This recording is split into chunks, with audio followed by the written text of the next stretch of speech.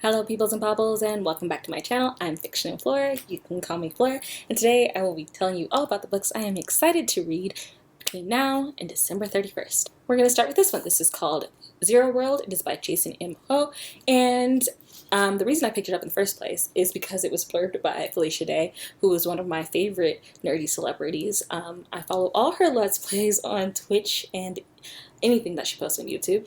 She used to own Geek and Sundry, which was a channel I watched regularly.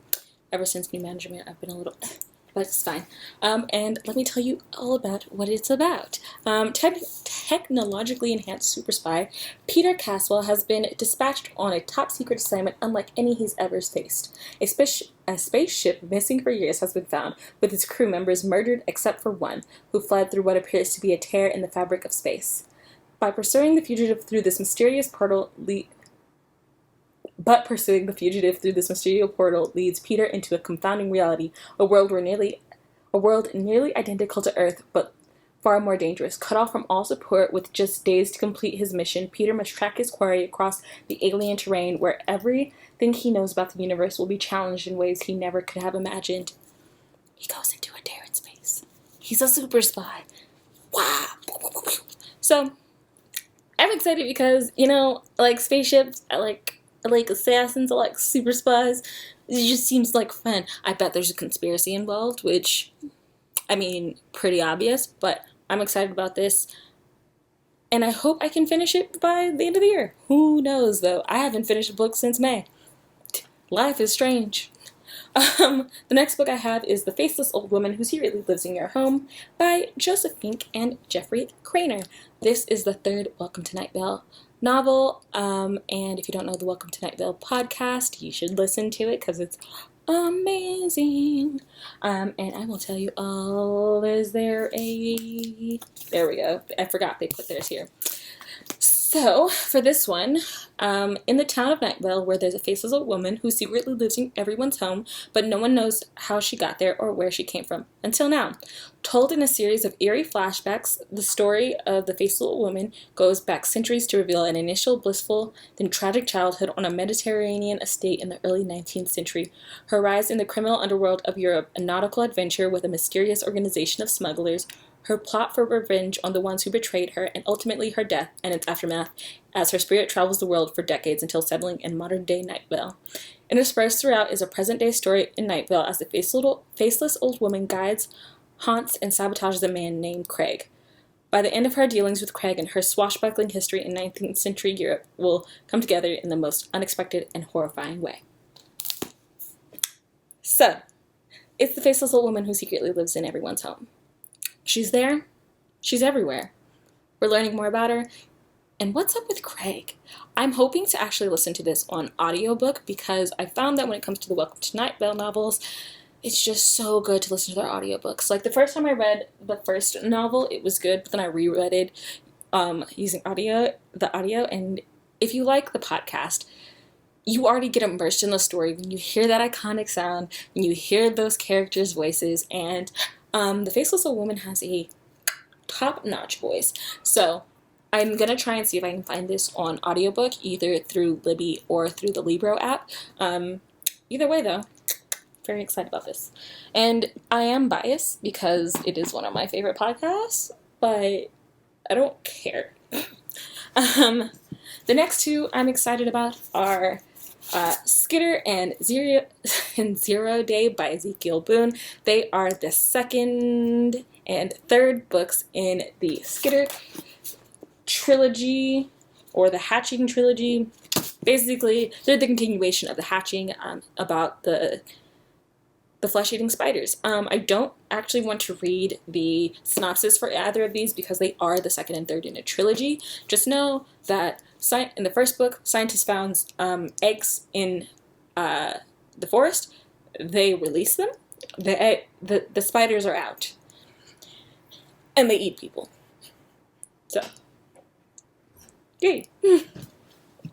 I'm excited to read those. I also think they'll be pretty quick reads because, when you have a fast-paced action horror book, you go in places. The next book is Broken Stars. These are contemporary Chinese science fiction in translation. This is the second anthology series translated by Ken Liu, and I'm excited because I enjoyed the first one, and I don't typically enjoy anthologies, so you know, the longer I sit on that first one, the more I like it. I think when I originally read it, I gave it 3 stars, but now that I sit on it and I think back to how much I enjoyed that overall, I think it's closer to like a 4. Might change my rating, who knows? And so I'm excited to read this one. It has some of the authors from the first one, but either way, I found that when I was reading that, I enjoyed most of the stories, even if they weren't like my favorites. And so I want to see if I will continue to enjoy Chinese science fiction. There's another book that I want to read that is also translated by Ken Liu. It is The 3-Body Problem, and that is also the first in its trilogy. I don't even like series, but I seem to be getting into them. And so I seem to be getting into translated Chinese science fiction, which not mad about it, not mad about it. But yeah, so since this is an anthology and it has a bunch of different authors, obviously I can't really give you a synopsis, but it's science fiction, baby. Ignore my horrible singing. The next one is the first in a duology. This is Medusa Uploaded by Emily Davenport. And it's a really short synopsis, so this should go pretty quickly. My name is Oichi Angelis, and I am a woman, and I am a worm. I am not great at reading out loud, huh? They see me every day, they consider me harmless, and that's the trick, isn't it? A generation starship can hide many secrets. When an executive clan suspects Oichi of insurgency and discreetly shoves her out an airlock, one of those secrets finds and rescues her. Officially dead, Oichi begins to rebalance power one assassination at a time and uncovers the shocking truth behind the generation starship and the executive clans. She's a space assassin, and if I like this one, I'll read the second one, which is Medusa in the Graveyard. I know that Brandy from Brandy's Books read this. I think it was last month. I think she read it in July. Either way, though, I'm excited about this. I want to read it. Space Assassin. That's literally all you gotta do is tell me. Space Assassin. The next one I don't have a physical copy of, though if I like it, I will definitely buy. And that is Horror Store by Grady Hendrix. And again, just something strange is happening at the Orsk Furniture Superstore in Cleveland, Ohio. Every morning, employees arrive to find the broken, curling bookshelves, shattered glass water goblets, and smashed lyric wardrobes.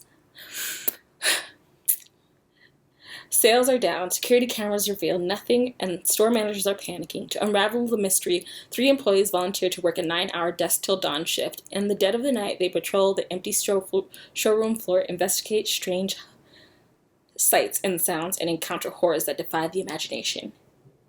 So, it is a horror book based in an IKEA-style store.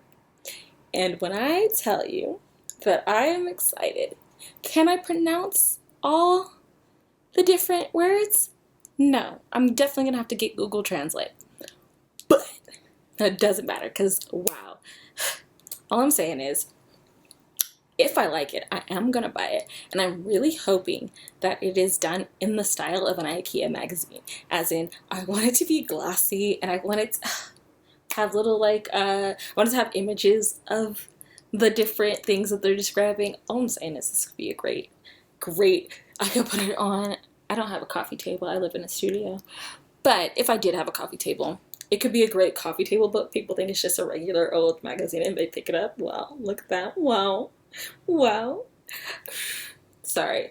I'm really excited to read that book. And that is all the books that I'm excited to read before the end of the year.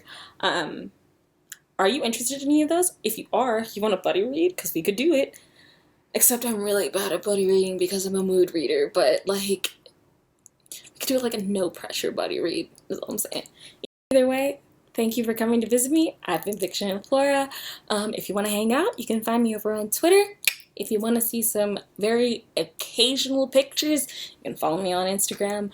Either way, I hope you have a wonderful day. Remember that you are loved and that Black Lives Matter and that they always will. Bye.